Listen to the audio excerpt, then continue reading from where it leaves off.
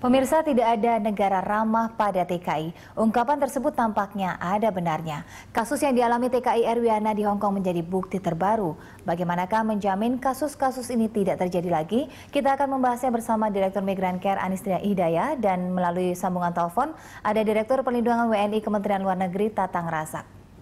Ya, saya langsung ke Pak Tatang terlebih dahulu. Pak Tatang. Ya, ini Presiden sudah merespon langsung dan beliau marah seperti itu dan juga polisi Hong Kong juga sudah bertindak. Lalu apa lagi Pak yang sudah dilakukan pemerintah ini berkaitan dengan kasus ini? Ya, saya rasa ini tentunya kita prihatin ya bahwa kasus yang menimpa TKI terjadi lagi dan tentunya sepanjang kita mengirim TKI pembantu rumah tangga kemanapun, saya rasa tentunya sangat sulit kalau ada tadi kata-kata pemerintah harus menjamin tidak akan terulang lagi, karena ini menyangkut individu. Tapi satu hal yang harus disikapi secara bersama bahwa Hong Kong merupakan salah satu negara yang terbaik dalam negara tujuan penempatan. Dalam arti apa? Misalnya tidak ada ilegal masuk ke sana. Setiap visa itu harus di-endorse pertama kali oleh KJRI. Jadi itu satu-satunya negara yang terus ada one day off, semua tenaga kerja pembantu rumah tangga bisa bebas. Jadi satu-satunya negara di antara semua itu yang paling baik mulai dari proses pertama dan lain sebagainya. Tapi fakta bahwa terjadi. Karena ini kasusnya individu, ya. Jadi disikapinya. Jadi bisa tidak dikatakan jika kasus sudah terjadi ini Kemenlu kecolongan seperti itu, Pak Tatang? Ya, begini. Ini kita jangan selalu melihat ada masalah pemerintah disalahkan, ada masalah TKI disalahkan. Tidak. Kalau saya melihatnya, ini adalah kondisi ada yang kasus ya yang muncul. Tapi harus disikapi. Saya melihatnya perlu mengapresiasi aparat hukum di Hong Kong yang begitu cepat dan bahkan turun. Ini baru pertama kali saya rasa, sepengetahuan saya sepanjang saya menjadi Direktur Perlindungan, pertama kali ada polisi dari negara di mana TKI dianiaya dan dia turun langsung dalam hitungan beberapa hari ke lokasi. Itu yang pertama. Itu kita apresiasi dan mudah-mudahan ini bisa dicontoh oleh negara tujuan penempatan lainnya. Kasus Erwiana bukan kasus pertama. Berapa kali kita menemukan di bandara di Jakarta orang yang teraniaya, kasus Kenny yang sekarang di Saudi tapi sudah selesai kasusnya. Ada kasus-kasus lainnya yang bahkan meninggal dunia dan terus diusut kembali.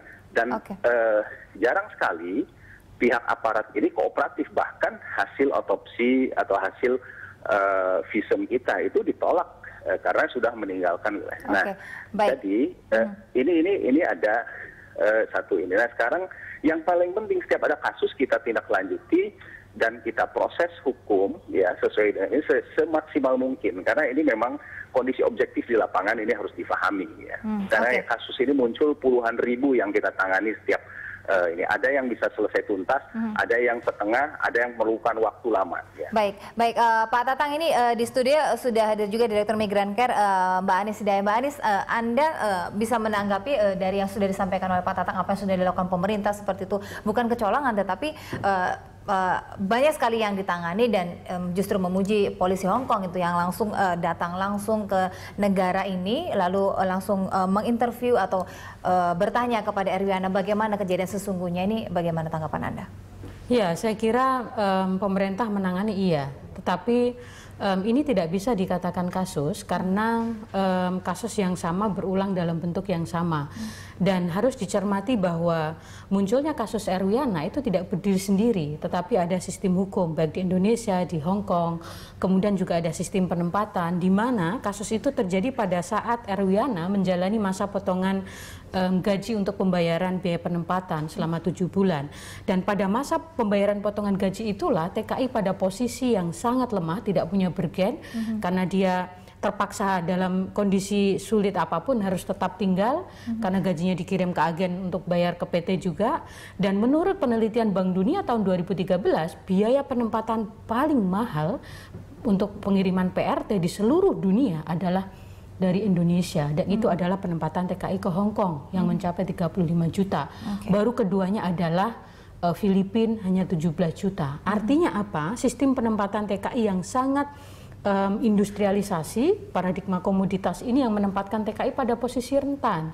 Bahwa majikan sesadis orang sekalipun itu tidak berdiri sendiri, ada sistem yang memberikan celah besar gitu ya. Misalnya RW-nya sudah lapor agen sebulan ketika disiksa, tetapi dipaksa harus balik ke majikan itu lagi karena dia harus melunasi potongan gaji selama 7 bulan gitu.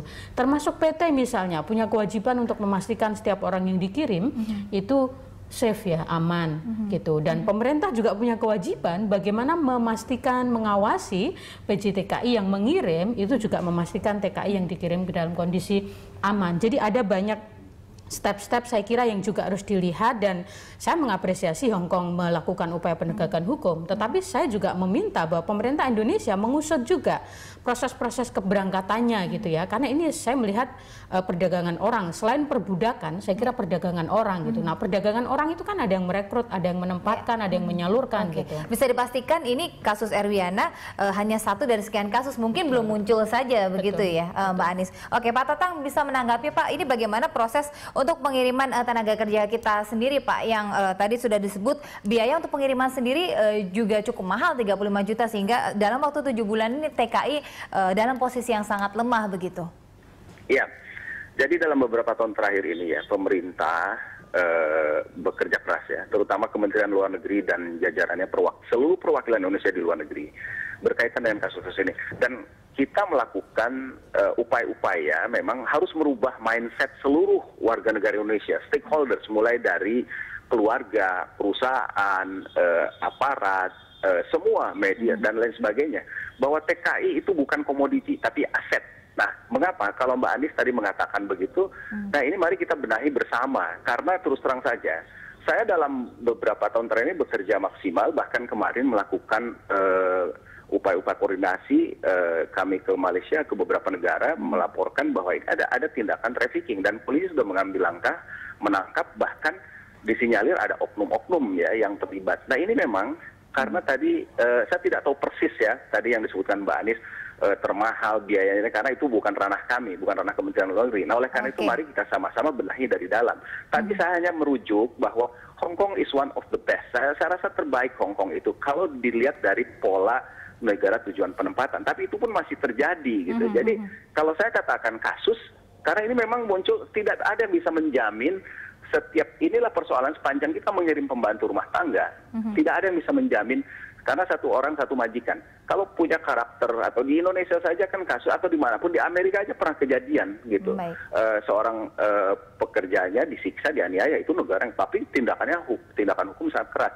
Nah, hanya masalahnya memang apa yang kita tangani, puluhan ribu kasus itu tidak selamanya kita tahu dari waktu ke waktu. Karena ada persoalan-persoalan di lapangan ya. Misalnya sekarang pemerintah sudah memagari bagaimana undang-undang yang mengatur, peraturan presiden, peraturan menteri, ada proses rekrutmen yang dikawal betul, termasuk juga pelatihan dan sebagainya. Tapi ini masih ada celah-celah. Misalnya orang berangkat ke Malaysia, kami membongkar beberapa kasus yang sindikatnya ada di Malaysia, dikirim ke negara-negara lain gitu kan. Nah, sekarang ini juga dari warga negaranya kita sudah mencoba bagaimana moratorium, tapi masih bocor gitu kan. Pemerintah ini kan nggak bisa menjaga 24 jam setiap warga negara. Kalau warga negara dengan sengaja berangkat. Baik, Pak Tatang nanti kita harus lanjutkan lagi setelah pariwara, karena kita harus jeda sebentar Pak. Untuk pariwara tetap bersama kami pemirsa dalam dialog. Baik, terima kasih Anda masih bersama kami. Saya langsung ke Mbak Anis. Mbak Anis, ini tadi sudah disebutkan jika Kemenlu sudah bertanggung jawab, tetapi tidak bisa 24 jam memantau individu per individu begitu. Mereka sudah bekerja maksimal. Ini bagaimana tanggapannya? Ya, saya kira juga bukan 24 jam memantau, tetapi pertama saya kira harus memastikan regulasi yang ada di Indonesia itu melindungi buruh migran atau melindungi PJTKI yang memberangkatkan. Nah, sampai hari ini itu masih melindungi PJTKI yang memberangkatkan. Jadi melancarkan bisnis penempatan, melancarkan orang yang mau berbisnis di bidang itu, tetapi hak-hak buruh migran itu belum terjamin sepenuhnya di undang-undang itu, sehingga berdampak pada banyak hal. Mereka rentan pada setiap fase pemberangkatan. Yang kedua, saya kira juga pemerintah punya kewajiban, karena sampai hari ini mekanismenya masih lewat PJTKI, bagaimana pengawasan terhadap PPTKIS itu benar-benar bekerja, sehingga orang yang mau berangkat ke luar negeri harus dipastikan menguasai betul hak mereka apa, hukum di negara setempat apa, bahasanya apa, sehingga kalau ada majikan menyiksa, orang tidak bertanya, wajar dong majikan menyiksa karena TKI disuruh ngambil ini, yang diambil ini. Ini kan kemudian orang mentoleransi kekerasan. Padahal pertanyaannya kan semestinya, bagaimana pengawasan terhadap proses trainingnya? Apakah benar trainingnya memastikan bahasanya benar-benar terkuasai sehingga selama masa adaptasi di rumah majikan itu tidak muncul persoalan-persoalan yang memicu adanya kekerasan. Oke, baik. Saya ke Pak Tatang. Pak Tatang, ini dari Kemenlu sendiri, Pak, apa yang bisa dibantu nih Pak untuk dalam selama proses hukum yang berjalan ini Pak? Iya. Yang pasti sekarang dari pejabat KJRI Hong Kong dengan staf Kemenlu ya mendampingi polisi Hong Kong sekarang berada di sini. Saya dapat laporan sampai tadi malam belum tuntas investigasi kepada Erwiana karena kondisinya belum begitu kondusif. Lalu polisi juga sekarang sedang melakukan investigasi lah ya, semoga dari PT-nya, keluarga dan lain sebagainya. Jadi sampai mendapatkan kira-kira bukti yang cukup. Nah, ini kan proses hukum. Majikannya sudah ditahan. Ini tentunya kita sudah menyiapkan pengacara akan mengawal. Tapi sesungguhnya ini kembali bahwa kita harus sama-sama melihat persoalan ya. Ketika ada satu kasus muncul, sesungguhnya kalau tadi dibilang ini kan karena kebetulan yang ke media 1-2, padahal kita tangani lebih dari ratusan kasus yang itu. Tapi ini tadi persoalannya supaya tidak satu muncul kasus seakan-akan pemerintah tidak begini. Mari kita lihat bahwa pemerintah sedang menata kembali dan bahkan sudah menyatakan 2017 dihentikan pengiriman pembantu rumah tangga ansih gitu, yang hanya pembantu yang tidak, tapi ada jabatannya nanti cook misalnya ataupun lain sebagainya, dan ditata kembali. Penataan ini terus terang saja tentunya sangat tidak mudah, memerlukan satu kerjasama dari seluruh stakeholders mengawal. Nah, bagaimana menciptakan awan, termasuk LSM gitu. LSM juga saya mengajak kepada semua LSM untuk pencegahan, early detection gitu. Jadi tidak hanya ada masalah baru muncul semua rame-rame ya. Ada satu kasus yang tidak jelas jadi rame-rame. Baik Pak, ini memang persoalan yang saya rasa memerlukan. Nah, sekarang kasus Erwiana khusus bahwa siapapun adalah sekian kasus, kalau saya sebutkan tidak cukup 10 menit nyebutin kasus yang sekarang sedang kita tangani. Tapi ini kita sudah ada standar of procedure gitu ya. Tadi memang kasus Erwiana ini menjadi istimewa Pak, karena memang di blow up oleh media asing, lalu ada demo besar-besaran di sana begitu. Oke, saya bertanya ke Mbak Anies. Mbak Anies, ini sebenarnya apa yang seharusnya didapatkan oleh Erwiana dan sebagai kompensasi apa yang sudah diderita oleh Erwiana?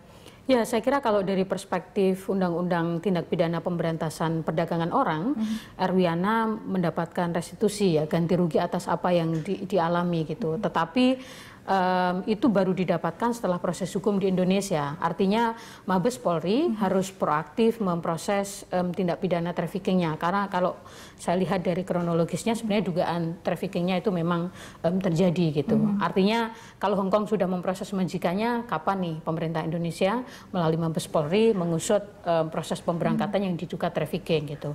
Nah, yang kedua, saya kira dia juga berhak untuk mendapatkan rehabilitasi. Rehabilitasi itu baik psikis ya, trauma healing itu saya kira proses lama. Kemudian bagaimana memastikan masa depan ya dengan beban bekas luka dan lain sebagainya, itu kan dia kehilangan pekerjaan, mayoritas buruh migran tulang punggung ekonomi keluarga gitu. Jadi hak ekonomi sosial budaya itu saya kira harus dipastikan juga didapatkan untuk tetap melanjutkan hidupnya. Nah, yang ketiga saya kira juga hak untuk keluarganya ya. Ini yang selama ini juga belum terakomodasi di dalam regulasi yang dimiliki pemerintah Indonesia. Bagaimana memastikan keluarganya mendapatkan selama proses hukum informasi yang clear tentang tahapan-tahapan yang berlangsung di negara setempat gitu, termasuk bagaimana keluarganya kalau dia punya beban anak, saudara itu tetap bisa melanjutkan sekolah dan lain sebagainya gitu. Jadi itu yang harus dipastikan. Oke, baik. Nanti kita akan lebih lanjut membahas masalah ini bersama Mbak Anies dan juga Pak Tatang. Tapi kita harus jeda pariwara sejenak. Tetaplah bersama pemirsa dalam dialog. Ya, baik, terima kasih Anda masih bersama kami. Saya kembali ke Mbak Anies. Mbak Anies, ini dari sekian banyak kasus ini kebanyakan bisa dilihat para buruh seperti itu banyak yang malas atau tidak mau melaporkan gitu apa yang sudah mereka alami. Ini kenapa masalahnya menurut Anda? Sebenarnya bukan persoalan malas, tetapi saya kira akses to justice, akses terhadap keadilan bagi buruh migran itu memang sangat sulit. Misalnya, kalau tadi Pak SBY mengatakan majikannya, pelakunya harus dihukum setimpal gitu. Kenapa tidak pernah dikatakan pada paling tidak semasa Pak SBY 10 tahun ini, itu ribuan kasus yang sama, yang seperti Erwiana terjadi di banyak negara. Di Malaysia itu saya tidak bisa mengeja satu persatu lagi, kemudian di Arab Saudi, di Singapura juga ada gitu. Saya kira ini penting. Impunitas, kejahatan tanpa penghukuman yang itu pelakunya majikan, agen, itu selama ini sangat masif terjadi gitu. Nah, ini saya kira bukan soal kemalasan dari buruh migran, tetapi bagaimana negara yang dalam konteks HAM itu punya kewajiban memenuhi hak asasi itu yang harus memfasilitasi proses hukum bekerja secara baik gitu. Di banyak negara memfasilitasi bagaimana melaporkan gitu. Tetapi seperti di Arab Saudi sendiri juga terkendala sistem hukum pidana di sana gitu. Seperti misalnya kasus perkosaan di Arab perlu saksi 4 orang. Ini kan hukum yang gila gitu. Tidak mungkin terjadi seperti itu. Oke, berkaitan dengan sistem pelaporan pengaduan, Pak Tatang, ini bagaimana Pak untuk sistem pelaporan pengaduan yang bisa menampung ini derita atau mungkin apa yang sudah dirasakan oleh para TKI atau TKW kita yang sudah bekerja di sana, bagaimana nih Pak? Iya, fakta bahwa dalam 1 tahun saja, saya bulan ini saya merekap dan mereview pengaduan yang datang langsung ke Kemlu itu lebih dari 1.000 ya. Artinya belum lagi ke perwakilan-perwakilan. Dan puluhan ribu kita tangani. Itu yang pertama. Artinya kita mencoba mensosialisasi. Kami setiap waktu sesuai dengan ini mungkin sebulan beberapa kali ke daerah, ke kantong-kantong TKI menyampaikan kampanye pelayanan publik, menyampaikan informasi, alamat email segala semuanya untuk memudahkan memberikan informasi. Tapi banyak terus terang saja TKI kita itu datang dari keluarga miskin dengan pendidikan yang rendah, bahkan SD aja tidak tamat.